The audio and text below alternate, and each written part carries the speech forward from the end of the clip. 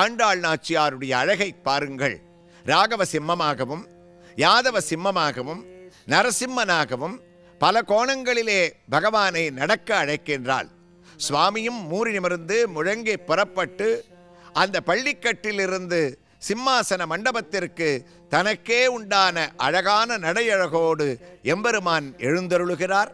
தப்தஸ்வர்ண சவர்ண கூர்ண ததிரூக்ஷாட்சம் சடாகேசர புரோத்கம்ப பிரணுகும்பிதம் பரமகோ ஜியாத்த வேதம் வபுகு.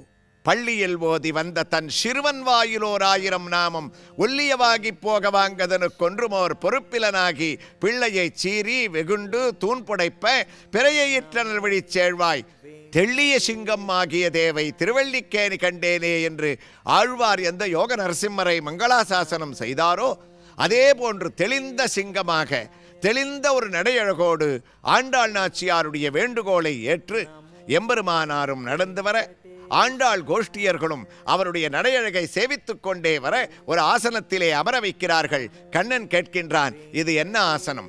ஆண்டாள் சொல்கின்றாள், இது அரசர்கள் அமரக்கூடிய ஆசனம் கண்ணா. இன்று வரை இதற்கு நிருபாசனம் என்று பெயர்.